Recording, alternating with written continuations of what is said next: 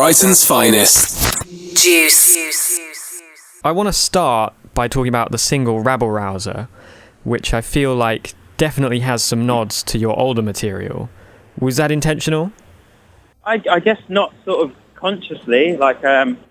Certainly doing the Take to the Sky's first album, 10-year anniversary tour, I think that obviously seeps in to what I was writing, and influenced it. I think, as human beings, we're basically sponges, we're just absorbing our environment. So it's almost like you can't really know what you're being influenced by and what's inspiring you. It's all just sort of going on in the internal inside your skull. But I can certainly see the kind of similarity. Yeah, there's definitely some very new sounds coming on this album. Rabble Rouser and particularly Shinrin Yoku and the title track. What's the new direction for this album? Well, I guess that there isn't sort of some overriding direction. We're still trying to make very diverse music first and foremost. I think there are a couple of things that we sort of did consciously think about. One of them was just trying to concentrate on keeping the music more lucid. So I think, Shikari songs can often sound like sort of 5 songs in one. They'll just veer off down garden paths and things.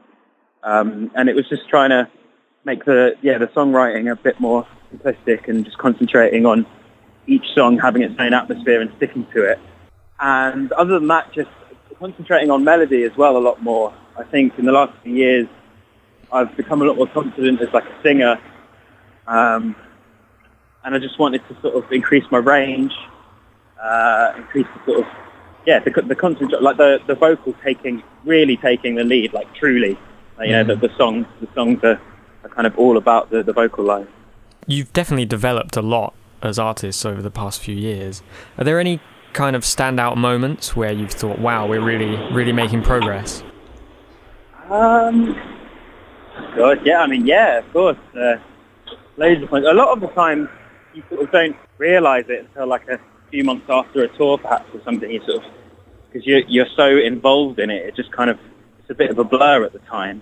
I think, certainly our arena tour last year was just a huge step for us. We learned so much and sort of grew so much as performers, I suppose. That really helped. And then, I guess going back, there's been some big sort of standout moments. The first time we played Download, almost every time we play Reading and Leeds, it feels quite momentous. That being the festival that I went to as a kid, it always feels, sort of extra special, I suppose. Mm-hmm. First time we played Glastonbury. I suppose festivals are kind of the easy things that stick out. You're kind of recognised as one of the great innovators of British music now. What do you think of the British music scene in general? I think it's pretty thriving. It's really unfortunate that so many venues are closing and that there's so much little sort of effort and money, I guess, put from the government in terms of supporting art. So it's not making it easy for young bands to come through, but they certainly still are. Yeah, I think it's pretty thriving. Obviously, lots of smaller genres are having quite big mainstream success. There's some amazing rock acts that, peers of ours, really, that we've sort of grown up playing around with, who are doing really, really well. And then you've got grime, obviously, that's just become kind of the biggest, sort of most recognisable sort of thing in mainstream culture at the moment. So yeah, I'd say it's pretty thriving, really. Do you feel like you really kind of filled a hole, particularly with your early albums? I remember seeing you quite a long time ago at the Dome and thinking, long time ago now. Yeah.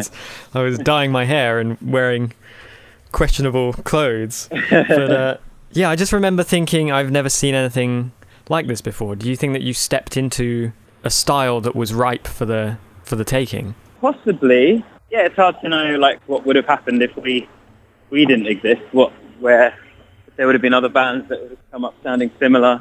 I think we were just lucky because I guess living in and around London, we had just so many influences. I was quite lucky to have sort of friends from different sort of backgrounds, I suppose, who all listened to different music. So I had all this influx of a real variety of art. I think that just, as I was saying earlier, I just kind of absorbed all that. So when I happened to start writing music, it didn't really fit in anywhere specific, and it was a bit of a new sound. And you worked with David Coston for this album. What did he bring to the record?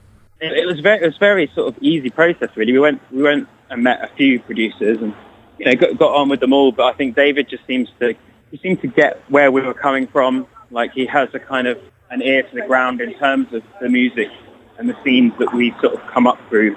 But he's also a very experienced producer in like all sorts of other genres and made some great albums for us. The Everything albums he did, and Bat for Lashes really stood out.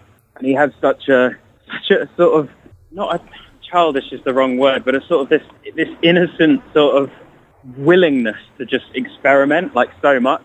He'll just go off on tangents to the point where, we have to sort of put a leash around him and pull him back from sort of just time wasting in the studio, which is normally the producer's job to do to the artist. So he sort of really got our way of working and was really happy to sort of just go down garden paths and see what happens. And he also had an amazing collection of vintage synths, which I sort of walked in his studio and immediately started just salivating. So that was really fun to use, because that was a sort of conscious decision to want to have more hardware, like modular synthesis on this album. So yeah, he kind of just ticks loads of boxes, and he's not like a big name American producer who'll sort of come in and just go, right, you're going to do this and it's going to sound like this. That would never work with us, really. Okay, just as a final question, can you just talk briefly about your inspirations and some of the themes in the album? Yeah, sure. I mean, the spark in general, it doesn't really have sort of an overriding theme, but like in general, it's hoping to sort of ignite hope, I suppose, after a long patch of adversity. And I feel like we're possibly entering a stage of that sort of politically, and especially in this country with the rise of, over the last few years, well, the death of kind of youth apathy, I suppose, mainly through Corbyn. And then, like, it's probably the most personal album I've ever written. Well, yeah, by a long way, actually. And I couldn't have written an album this personal without going through the things that I did over the last few years. So that was a big inspiration. I sort of really wanted to not be afraid to be very open and honest and sort of reveal all sorts of types of human vulnerability. Because I think, in a way, that's actually a political move as well.